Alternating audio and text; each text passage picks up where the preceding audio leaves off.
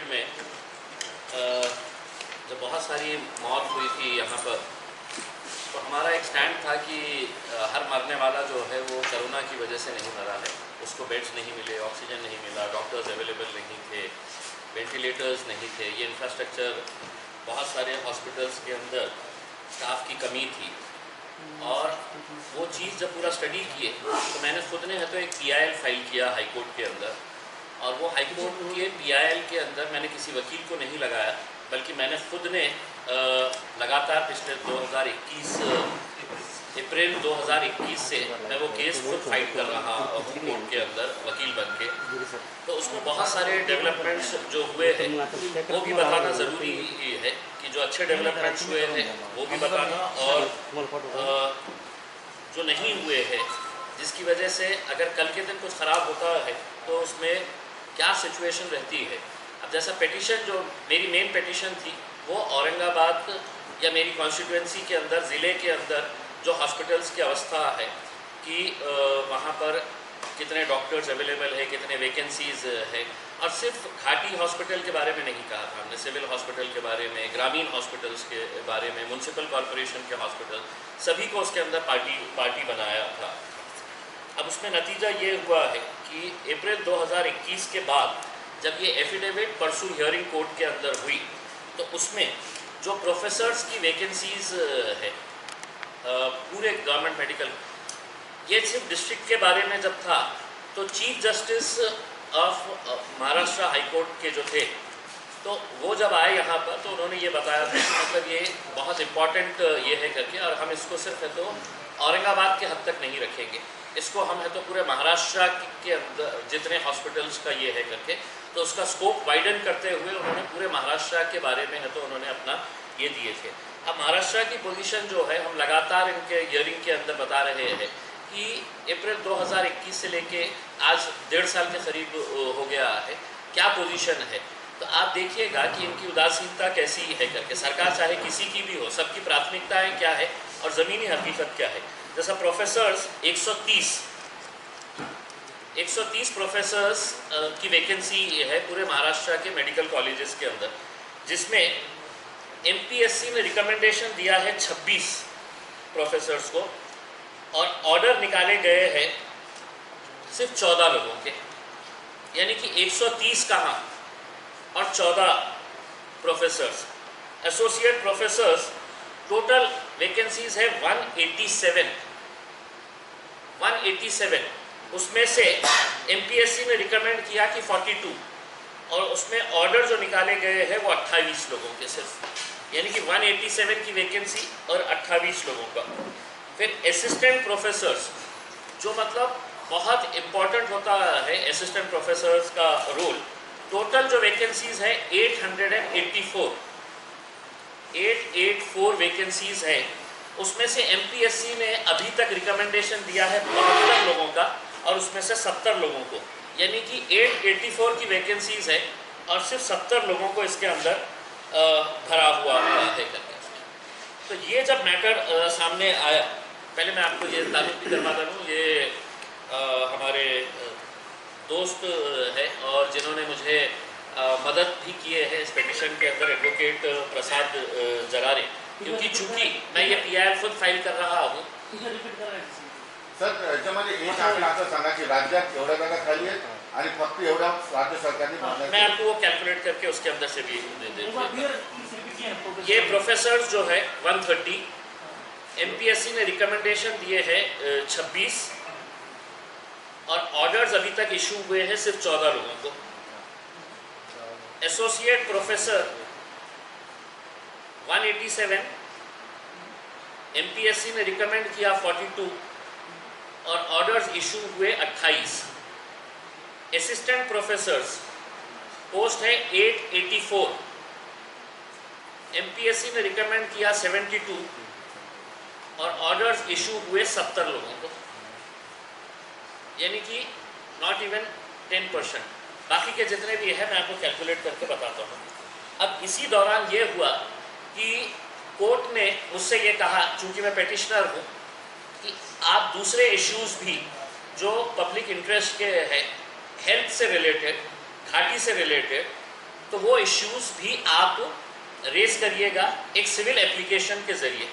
Court ने बल्कि मुझे ये बताया कि आप एमिकस क्यूरी यानी कि फ्रेंड ऑफ द कोर्ट बोल के आप काम कर सकते हैं।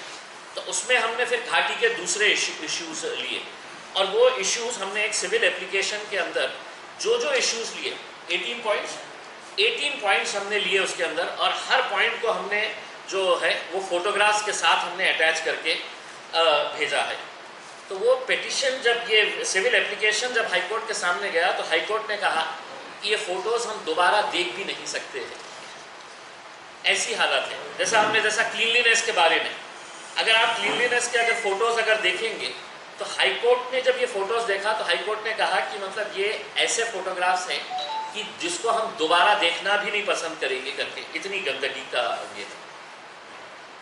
इसके अंदर हमने मैटरनिटी वार्ड के अंदर परफॉर्मेंस कितना होता है, डिलीवरी कितनी होती है, 16,500 डिलीवरीज घाटी हॉस्पिटल के अंदर होती है 16,500 साल में। हाँ, और उनके पास बेड्स कितने हैं टोटल डिलीवरी वार्ड के अंदर, तो 90 बेड्स है, 90, यानी कि एट एन एवरेज भी अगर निकाले आपने तो 1500 महीने के अंदर होते हैं। 1500 में से 90 लोगों को आपको बेड्स मिलता है, तो बाकी के कहाँ जाते हैं, तो ज़मीन के ऊपर, फर्श के ऊपर उनको आप चद्दर लाइए, अपना बिस्तर लाइए और आप वहाँ पे डिलीवरी करिए। इन्होंने खुद ने अपने एफिडेविट के अंदर दिया है, जब हमने ये बताया है। अब ये मैं होने के बाद आपको पूरा स्कैन करके बताता हूँ कि ये जो आप गंदगी के फ़ोटोज़ देख रहे हैं, इसके लिए किसी गवर्नमेंट पॉलिसी की ज़रूरत नहीं है। कलेक्टर से बात करो तो कहाँ डीपीडीसी का पैसा कहाँ जा रहा है, घाटी के अंदर जा रहा है। सीएसआर का पैसा कहाँ जा रहा है, तो घाटी के अंदर जा रहा है। पीडब्ल्यूडी अपने बिला फाड़ रहा है, कहाँ डाल रहा है, तो घाटी के अंदर डाल रहा है। मेडिकल एजुकेशन डिपार्टमेंट करोड़ों रुपए का फंड दे रहा है घाटी के अंदर। ये टॉयलेट की फ़ोटो है, ये घाटी के वार्ड के टॉयलेट की फ़ोटो है। ये हैजार्डस वेस्ट जो टीनों के ऊपर पड़ा हुआ है,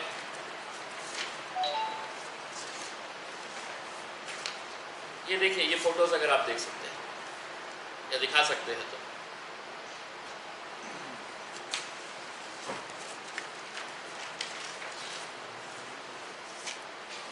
ये कचरा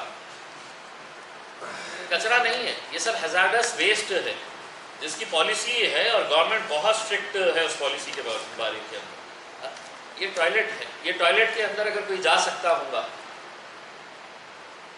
तो हॉस्पिटल का जितना भी स्टाफ है उनके सबके टॉयलेट्स बंद करना चाहिए और उनको बोलना ये यूज़ करोगे क्या। तो ये फोटोग्राफ्स मैं आपको पूरे स्कैन करके देता हूँ, और जिसका ऑब्जर्वेशन हाईकोर्ट ने खुद कहा है कि हम खुद ये नहीं देख सकते हैं करके डबल से इसमें। ये उठाने के लिए कोई गवर्नमेंट की पॉलिसी की ज़रूरत नहीं है। इसको क्लीन करने के लिए कोई गवर्नमेंट का कोई नया कोई रूल लेके आने का है और उसके बाद है तो ये क्लीन करने का है। किसी न किसी की तो अकाउंटेबिलिटी होनी चाहिए। हमने पूरे फोटोग्राफ, पेशेंट ज़मीन के ऊपर पड़े हुए हैं, एम्बुलेंसेस एक कोने के अंदर है तो एम्बुलेंसेस है तो भंडार की तरह है तो पड़े हुए हैं, और पूरे सामने घाटी के अंदर जो है वो प्राइवेट एम्बुलेंसेस खड़े हुए हैं। घाटी के खुद के एम्बुलेंसेस आप खुद जाइए, हमने फोटोज़ के साथ है तो हमने दिखाया। ये सब चीज़ें जब हाईलाइट करें तो कोर्ट ने बहुत ही स्ट्रिक्ट इसके अंदर ये लिया। अब इसमें जो है मैं पॉइंट वाइज जो कोर्ट ने अपने ऑर्डर जो दिया है, मैं वो ऑर्डर की कॉपी भी अगर होंगी तो डिस्ट्रीब्यूट कर दीजिएगा प्रिंट मीडिया को। ऑर्डर की कॉपी मिल जाए तो अच्छा। हाँ, अब इसमें एक जो ये है कि कोर्ट ने जो अपने परसों के ऑर्डर के अंदर ये किया है, अभी इससे पहले जो ये हुआ था, हियरिंग हुई थी, तो उसमें चीफ जस्टिस आए हुए थे, 1-1.5 महीना पहले की बात है।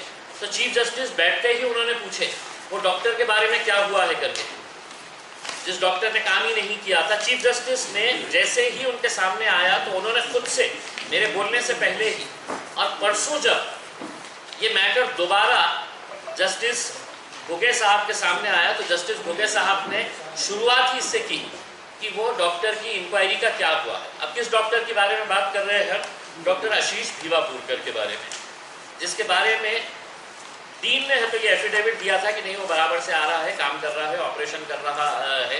और मैंने तो ये चैलेंज किया था कि वो डॉक्टर ने एक भी ऑपरेशन नहीं किया, एक भी ओपीडी नहीं लिया, एक भी क्लास नहीं लिया, और इसके बावजूद वो तकरीबन 2 से 2.5 साल 2,52,000 रुपये की सैलरी हर महीना उठा रहा था, जबकि वो हॉस्पिटल आया ही नहीं, उसका अटेंडेंस ही नहीं था उसमें। ये पूरे अटेंडेंस डॉक्यूमेंट्स है वो हमने है तो हाईकोर्ट के हवाले किए हुए हैं। हमने कहा कि पूरे डॉक्यूमेंट्स है तो आप मंगाइएगा करके उसमें, तो इसके बारे में हाईकोर्ट ने है तो वो डॉक्यूमेंट्स पूरे सीज करके रखे हुए हैं। अब इसके अंदर हाईकोर्ट ने ऑर्डर किया कि इसके ऊपर इंक्वायरी होनी चाहिए करके, तो वो इंक्वायरी के अंदर ये पाया गया है कि ये डॉक्टर जो है ये दोषी है करके, ही इज़ गिल्टी। और डॉक्टर ने जो जवाब दिया है, अपना एक्सप्लेनेशन दिया है, वो है तो संतोषजनक नहीं है करके अपनी रिपोर्ट के अंदर इन्होंने खुद ने है तो घाटी ने है तो उनको लिख कर दिया है। अब हमारा ये स्टैंड है, और चीफ जस्टिस ने खुद ने ये कहा था कि we will take this matter very seriously and we will recover the amount from that doctor. यानी कि 1 करोड़ के करीब उसकी सैलरी जो हमने है तो दान में उसको दे दिए हैं, और कितने जनों ने मिल बांट के खाए हैं, घाटी के किन किन लोगों ने खाए हैं। अब मैं ये हाईकोर्ट के अंदर ये स्टैंड लेने वाला हूँ कि अकेले आशीष भिवापुरकर से पैसा वसूल करेंगे तो दोषी अकेले वो नहीं है, वो हॉस्पिटल का डीन, वो हॉस्पिटल का एडमिनिस्ट्रेटिव स्टाफ, वो क्लर्क जो अटेंडेंस मेंटेन करता था, जो है तो झूठे है तो बाद में है तो एफिडेविट बनवाने लगाए, कोर्ट के सामने दिए हैं। तो 50% डॉक्टर से रिकवर की जाए और 50% हॉस्पिटल के ये पूरे स्टाफ, एडमिनिस्ट्रेटिव स्टाफ जो है, या तो उनकी पेंशन रोकी जाए जो रिटायर्ड हो गए हैं, या जो सर्विंग कर रहे हैं उनके पास से है तो ये पैसा रिकवर किया जाए, क्योंकि ये पूरे है तो मिली भगत है। और ये सिर्फ एक केस मेरे सामने आया है बोल के मैंने निकाला। अब डॉक्टर्स बोलते हैं कि साहब दूसरे हॉस्पिटल्स में भी जाइए, आपको ऐसे बहुत सारे केसेस देखने को मिलेंगे करके। उसमें हाईकोर्ट ने अपने रिक्रूटमेंट के बारे में ये कहा है कि ये जो रिक्रूटमेंट है इसके ऊपर बहुत अननेसेसरी डिले हो गया है, और उस डिले को ख़त्म करके जल्द से जल्द है तो पूरे पोस्ट ये किए जाए।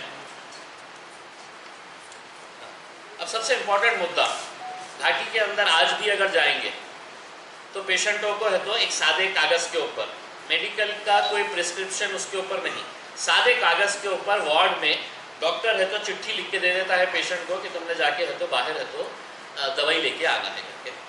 आपको मालूम है घाटी अस्पताल के अतराफ में तीनों गेट्स अगर मिला देंगे, तो जुबली पार्क के कॉर्नर से अगर हम लेंगे तो घाटी हॉस्पिटल का गेट ले लें, पीछे का गेट अगर मकई गेट साइड के अंदर ले लें, तो पिछले 2 सालों के अंदर वहाँ पर 26 मेडिकल स्टोर्स स्टार्ट हुए हैं। 26 मतलब टोटल वो 32 है, लेकिन अभी है तो 4-5 जो है उनका ऑपरेशन स्टार्ट नहीं हुआ है, तो 26 मेडिकल स्टोर्स।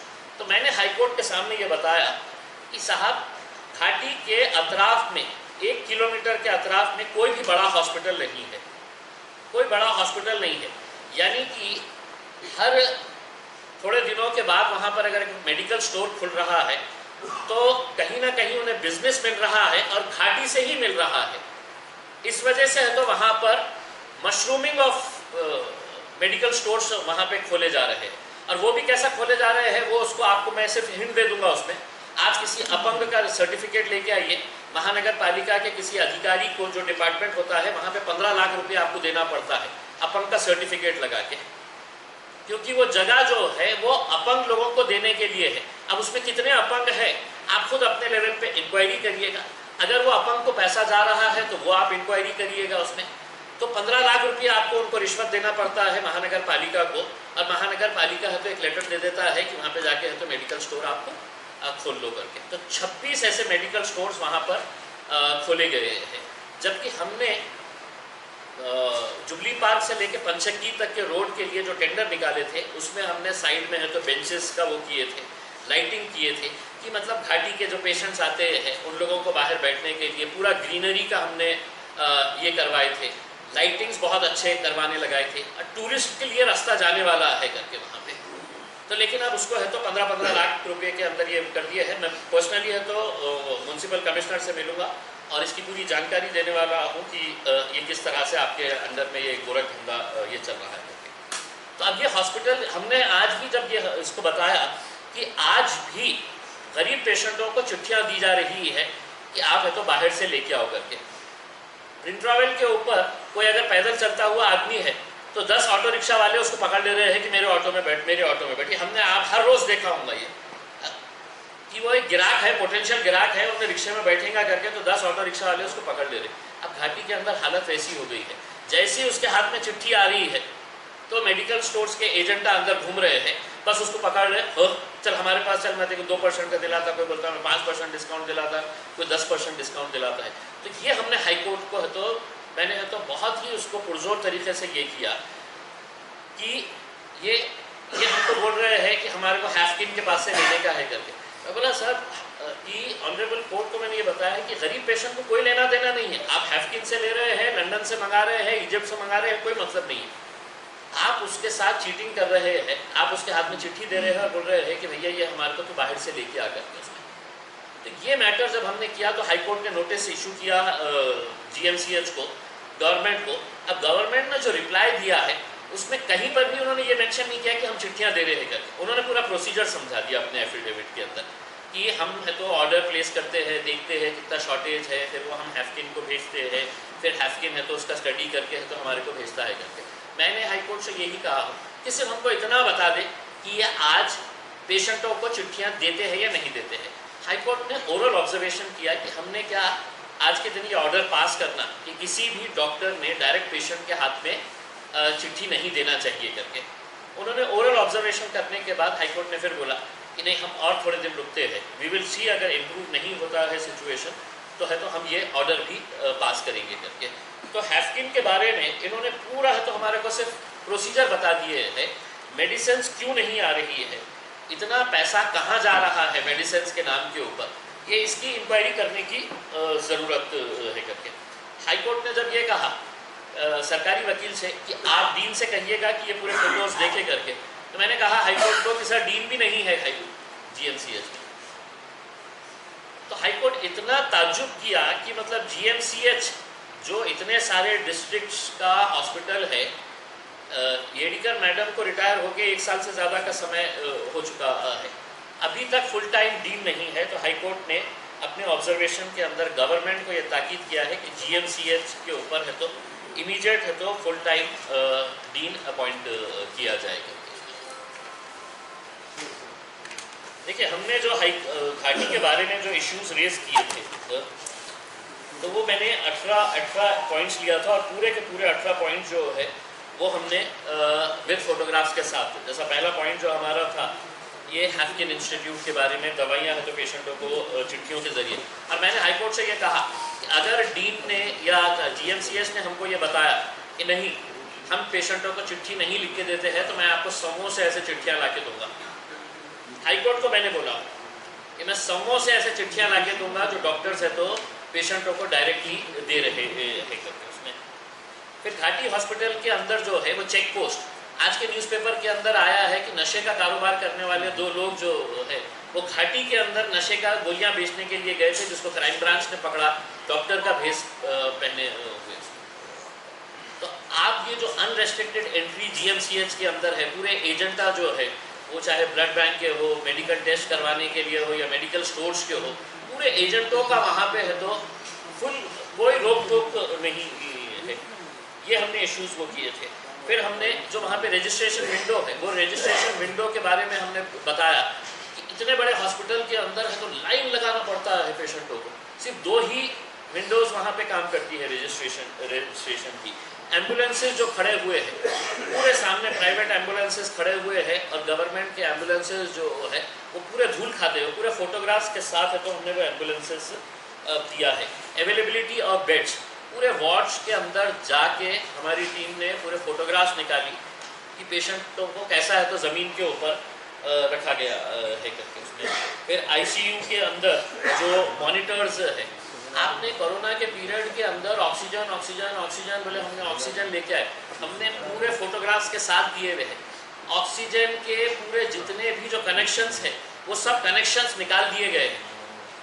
और ऑक्सीजन कहाँ से, तो वही सिलेंडर के जरिए है, तो ऑक्सीजन है तो अभी घाटी के अंदर प्रोवाइड किया जा रहा है। यानी कि सिलेंडर कहाँ से आ रहा है, बाहर से आ रहा है।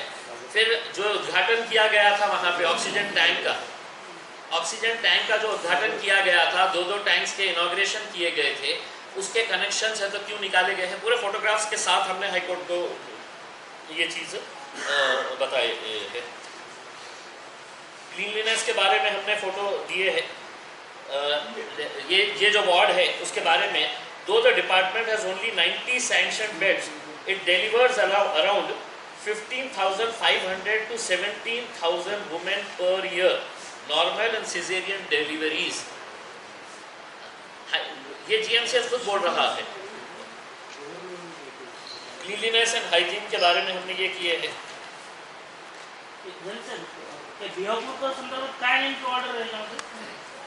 देखिए दुसरी इन्क्वायरी त्यांनी सांगितली का राज्यपाल आणि यांच्यामध्ये यस मैं आपको चीफ बताता हूँ। मिनिस्टर आणि राज्यपालांना इन्व्हॉल्व करून प्रोसेस टू इनिशिएट डिपार्टमेंटल मैं आपको exactly appointment of the presenting officer on behalf of department as well as the inquiry officer पहिला मुद्दा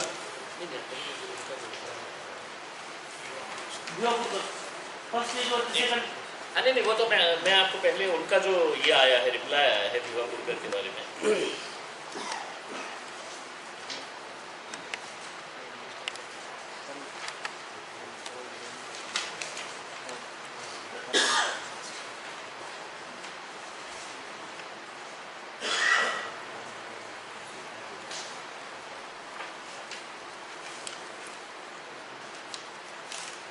ये जो घाटी में है तो हमको रिप्लाई दिया है। अब इसका पूरा अगर रिप्लाई अगर पढ़ेंगे आप लोग, जिसको बनाना है तो इसके अंदर की ऑर्डर की ये कॉपी ले लेना। I say and submit that disciplinary action as prescribed in rule 8 of Maharashtra civil services discipline and appeal rules 1979 against doctor Ashish Bhivapurkar, professor and HOD of cardiovascular thoracic surgery has already been initiated।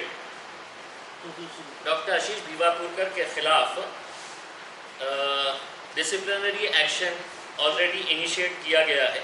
फिर उन्होंने तो पूरा details दिए है कि कब letter मिला, क्या क्या लेटर मिला है करके। भिवापुरकर को जब नोटिस इशू की गई है तो उसके बारे में उन्होंने लिखा है, इन pursuance of set show cause notice memo dated so and show received by Dr. Ashish Bhivapurkar's explanation, it has been rejected as the same is found to be unsatisfactory। Doctor Ashish Bhivapurkar को जब शोकॉज नोटिस इशू की, उन्होंने अपना explanation दिया तो वो है तो उसको रिजेक्ट किया गवर्नमेंट ने, और उन्होंने कहा कि ये अनसेटिस्फैक्टरी है करके। मेरा सवाल ये है कि मुझे आशीष भिवापुरकर काय ऑर्डर मध्ये परत एक इन्क्वायरी करावी स्टेट गव्हर्नमेंटने आणि राज्यपाल तुम्ही दिलेल्या ऑर्डरमध्ये काहीतरी मेन्शन आहे त्यांच्या पहिला तुम्ही आता जे आम्हाला कॉपी दिलाय ना त्या ऑर्डरच्या पहिल्या पॅरेग्राफ मध्ये असं म्हणतात। हाँ, इसके अंदर इसमें जो है फिर से एक इंक्वायरी करने के लिए बोला क्या?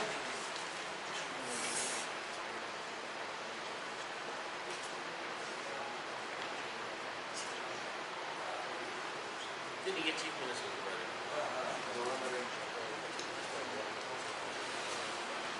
हाईकोर्ट ने खुद ने ये बात का ताज्जुब किया। उन्होंने सरकारी वकील से पूछा कि एक प्रोफेसर के लिए डायरेक्ट सीएम के पास जाता है मामला। सरकारी वकील ने कहा कि हाँ, वो चूंकि ग्रेड 1 में आता है तो वो सीएम के पास जाता है। तो उन्होंने कोर्ट ने अपने ऑर्डर के अंदर ये कहा है, और उसके बाद का जो पैराग्राफ है, considering the administrative exigencies and that the inquiry officer has now been appointed, we expect the departmental inquiry to be conducted with promptitude and shall not be unnecessarily delayed।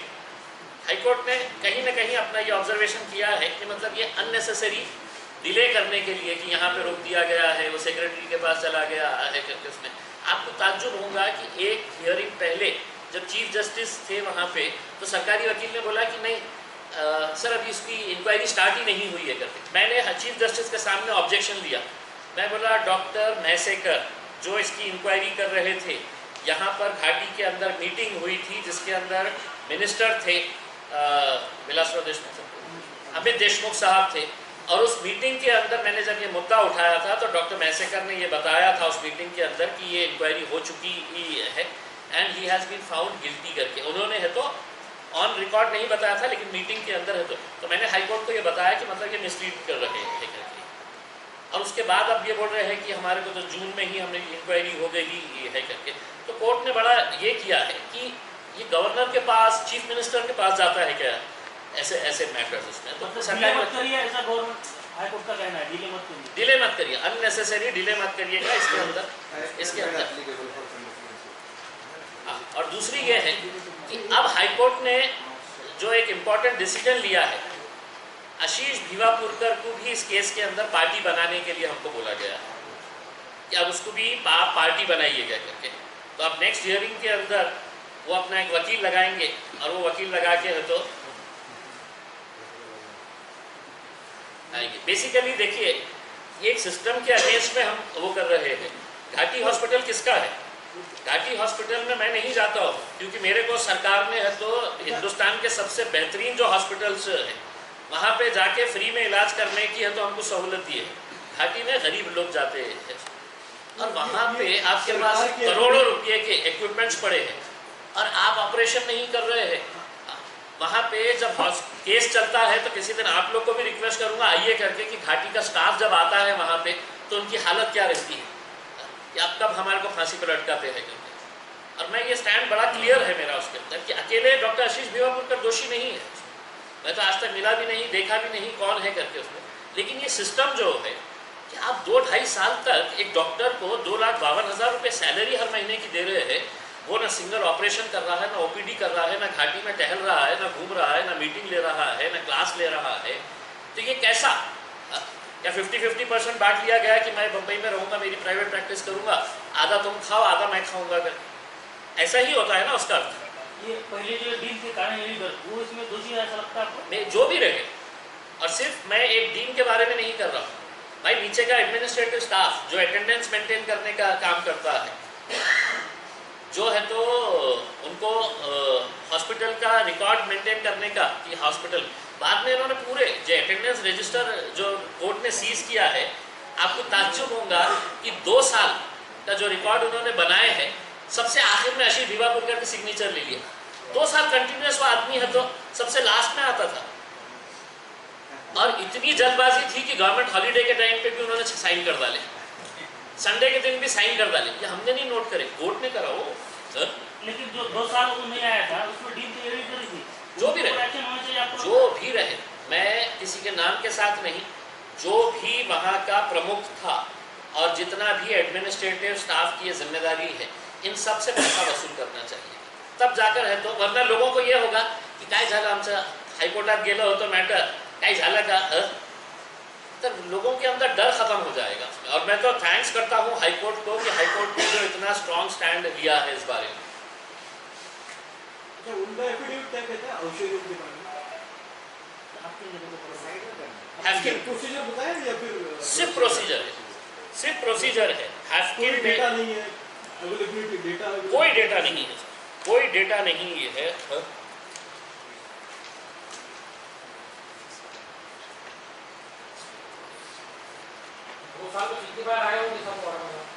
एक बार भी नहीं।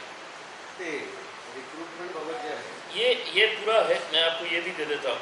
इन्होंने पूरा हैफकिन का सिर्फ procedures बताए हैं, मैं थोड़ा सा जल्दी से पढ़ लेता हूँ। I say and submit that the contents of this para pertaining to irregular, uncertain and delayed supply of drugs by Haffkine institute, I say and submit that following steps are performed to procure medicine. The annual requirement of medicines for OPD and IPD patients from user department, that is concerned head of departments of government medical college and hospital Aurangabad. ये परसों में sir, ये भी हम आपको दे देते हैं। तो सिर्फ इसके अंदर प्रोसीजर दिया। अरे हमने बोले कि हमको प्रोसीजर से क्या लेना देना, वो गरीब पेशेंट को प्रोसीजर से क्या लेना देना उसमें। आप सिंपल बेसिक ड्रग्स हमने यहाँ तक ये बताया है कि सलाइन जो किसी भी हॉस्पिटल के अंदर पैरासीटामोल 15 पैसे 20 पैसे, वो तक गोलियाँ नहीं है।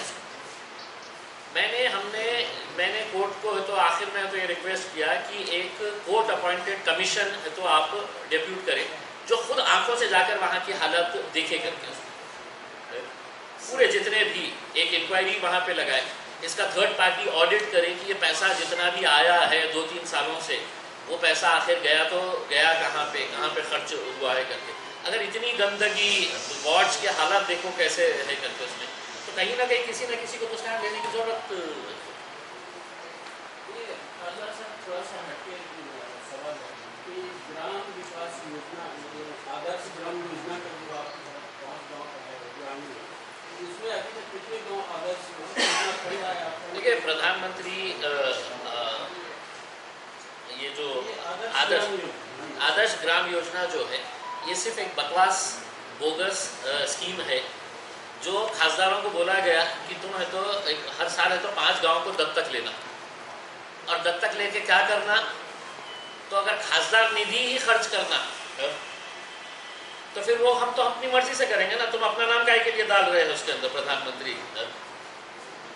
खासदार दत्तक योजना हो सकती है वो, लेकिन टोटल फेल ये है, उसके ऊपर कोई प्रॉपर गाइडलाइंस नहीं है। हमने स्टार्टिंग के अंदर लिए गांव, जब जाके पूछ रहे तो बोले नहीं आपका पैसा डालना पड़ेगा। अब हमने कहा कि हमारे 2 साल के तो पैसे हैं तो ख़त्म कर दिए सरकार ने, हमने क्या करना गांव के अंदर करके। तो ये सिर्फ एक बकवास ये है, उसमें बहुत सारे इम्प्रूवमेंट्स लाने की ज़रूरत है करके। दूसरा सिर्फ आपकी मालूमात के लिए मैं ये बता दूँ कि कल दिल्ली में मैं चूँकि केंद्रीय अर्बन डेवलपमेंट कमेटी का सदस्य हूँ, तो जैसा हमने प्रधानमंत्री आवास योजना के लिए महाराष्ट्र के पूरे अधिकारियों को हमने दिल्ली को तलब किया था, और उसके बाद औरंगाबाद में 40,000 प्रधानमंत्री आवास योजना के घर का सैंक्शन मिला था जब पूरे महाराष्ट्र के, तो उसी तरह प्रधानमंत्री स्वनिधि योजना जो है जिसके ज़रिए हॉकर्स को 15,000 रुपये का खर्च दिया जाता है, हर शहर के अंदर हॉकर्स जोन बनाना ज़रूरी है। तो उस ताल्लुक से जब हमने लास्ट रिव्यू लिए तो महाराष्ट्र का बहुत ही पुअर परफॉर्मेंस है। औरंगाबाद तो उसके अंदर कहीं पर है ही नहीं, एक भी हॉकर जोन हमारे को बना के दिया नहीं है। तो हमने है तो कमेटी को ये करे थे कि महाराष्ट्र के पूरे अधिकारियों को वहाँ पे तलब किया जाएगा। तो कल के दिन दिल्ली के अंदर वो मीटिंग है और महाराष्ट्र के पूरे ऑफिसर्स को वहाँ पे है तो प्रधानमंत्री स्वनिधि की रिपोर्ट के साथ है तो वहाँ पर बुलाया गया है कि ये हॉकर्स को आज हो क्या रहा है कि आप चले जाओ रोड के ऊपर, वो खड़े रहे तो ट्रैफिक पुलिस वाला आएगा उसको पैसे दो, महानगर पालिका का अतिक्रमण विभाग वाला आएगा उसको पैसे दो, तो खड़े रहो करके। ये स्कीम बहुत अच्छी है, प्रधानमंत्री स्वनिधि स्कीम जो है ये बहुत अच्छे मकसद से बनाई गई है, लेकिन अगर कोई शहर कोई राज्य सरकार इसके ऊपर काम नहीं कर रहा है तो वही गरीब लोगों का नुकसान हो रहा है।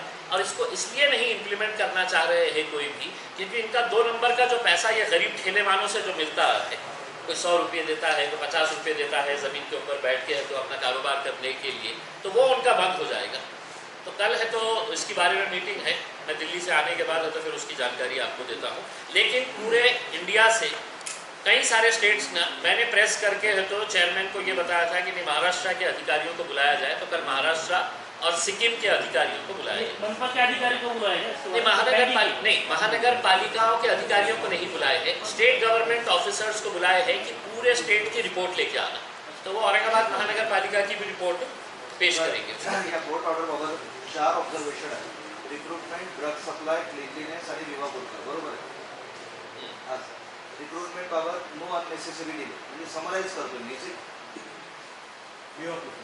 विवाह बाबत strict action to be taken, making party इतना ही हुआ है ना कोर्ट में, मेकिंग पार्टी आणि strict action no unnecessary delay. हां, about recruitment no unnecessary delay. हाँ, एंड ड्रग सप्लाई बाबत ड्रग सप्लाई के बारे में भी उन्होंने ये कहा है कि नेक्स्ट मीटिंग तक, नेक्स्ट हियरिंग जो है 6 सितंबर को है। नेक्स्ट हियरिंग जो है ये मैटर की ये 6 सितंबर को है, तो वी विल वेट टिल 6 सितंबर। अगर इसके अंदर कोई इम्प्रूवमेंट नहीं आता है तो court will pass an order कि डॉक्टर्स को इंस्ट्रक्ट किया जाएगा कि डायरेक्ट पेशेंट के हाथ में कोई भी है तो चिट नहीं दी जाएगी। ये उन्होंने है तो सरकारी वकील को कहा कि डीन को ये बताओ करके, लेकिन जब डीन ही नहीं है तो उन्होंने गवर्नमेंट को ये ऑर्डर किया है कि GMCH को इमीडिएट है तो फुल टाइम डीन अपॉइंट कर। इसका पूरा तर हे फक्त हे 4 गोष्टीवर एक समराईज और प्रिंट वालों के लिए मैं 2-4 फोटोग्राफ्स भी है तो आपको स्कैन करवा के आराम